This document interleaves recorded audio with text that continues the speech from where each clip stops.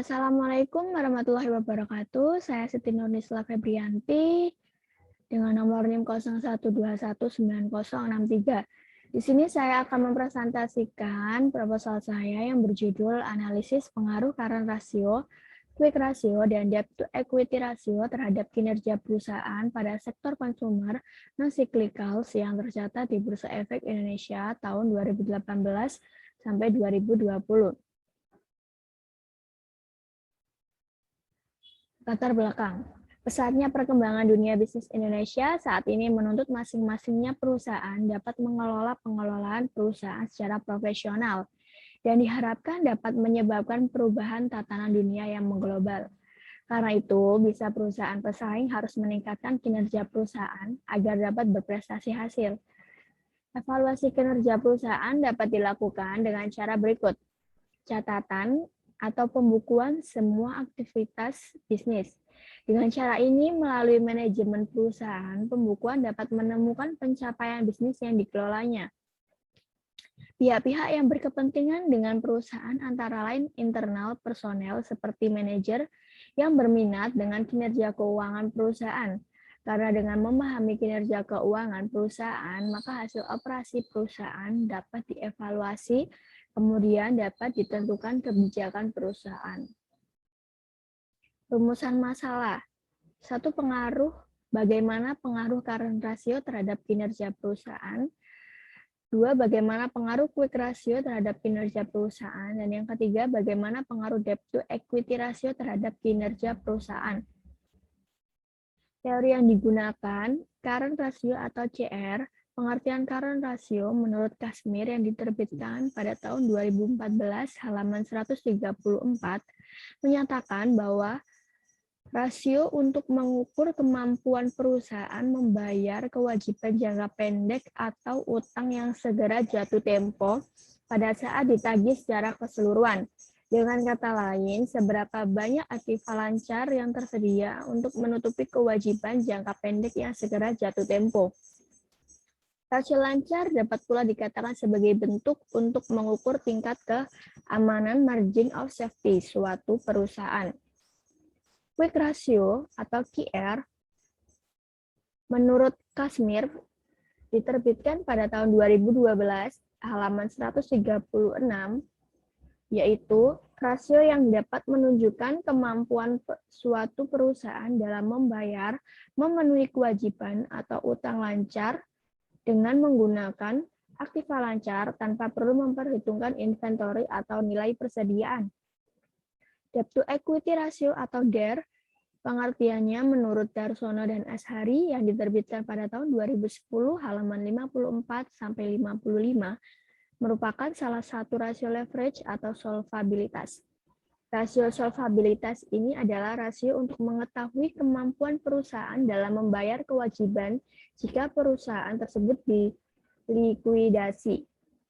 Rasio ini juga disebut dengan rasio pengungkit atau leverage, yaitu menilai batasan perusahaan dalam meminjam uang. Kinerja perusahaan atau ROE. Menurut Harjadi yang diterbitkan tahun 2013 halaman 178 merupakan rasio keuangan yang banyak digunakan untuk mengukur kinerja perusahaan, khususnya menyangkut profitabilitas perusahaan. ROE ini mengukur kemampuan laba atas modal sendiri yang dimiliki perusahaan. Penelitian terdahulu, satu penelitian yang dilakukan oleh Kusminaini, Armin, dan Mariandi pada tahun 2019 dengan judul Pengaruh Current Ratio dan Debt to Equity Ratio terhadap Return on Equity pada perusahaan food and beverage yang terdaftar di Indonesia Stock Exchange atau IDX pada tahun 2012 sampai 2016. Yang kedua, penelitian yang dilakukan oleh Wayan Mulyadana, Inyoman Kusuma AMP, dan Putu Novia Hapsari Ardianti pada tahun 2021 dengan judul Pengaruh CR, DER, TATO, dan DAR terhadap kinerja perusahaan manufaktur yang terdaftar di BEI. Penelitian yang ketiga ini dilakukan oleh Danang Khairul Umam pada tahun 2020 dengan judul Pengaruh Current Ratio, Debt to Equity Ratio, dan Corporate Social Responsibility terhadap Return on Equity Studi empiris pada perusahaan consumer good yang terdaftar di Bursa Efek Indonesia periode 2009 sampai 2011. Penelitian yang keempat dilakukan oleh Azalia Veronica Wianta Effendi dan Seto Sulaksono Adi Wibowo pada tahun 2017 dengan judul pengaruh debt to equity ratio dan debt to asset ratio terhadap kinerja perusahaan di sektor keuangan yang terdaftar di Bursa Efek Indonesia.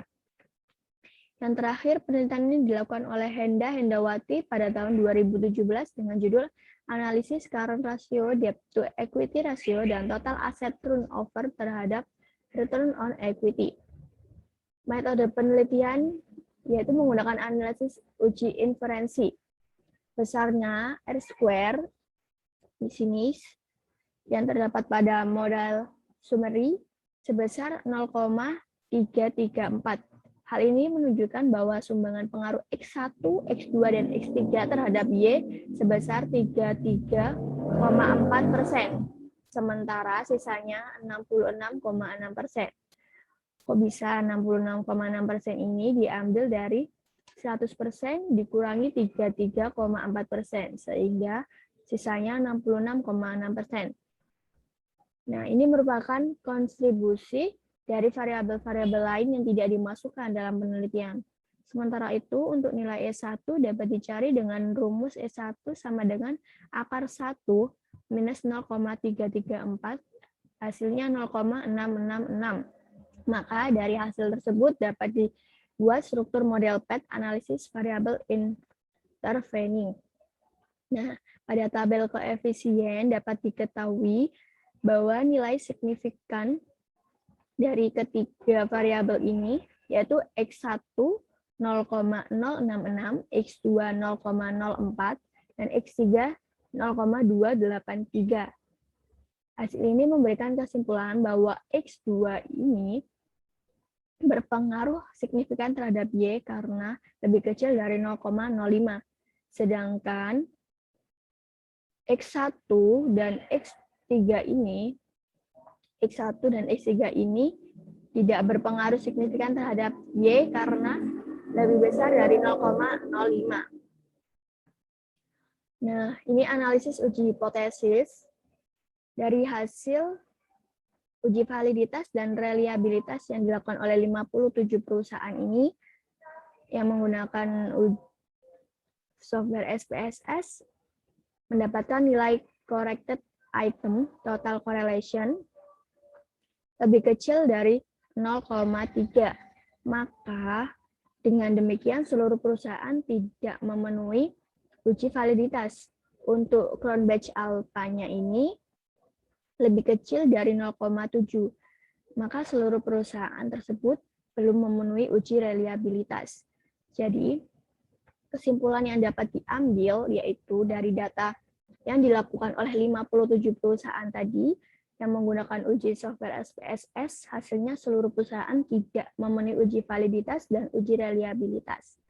Pada tabel koefisien dapat diketahui bahwa variabel X2 berpengaruh signifikan terhadap Y, sedangkan X1 dan X3 tidak berpengaruh signifikan terhadap Y.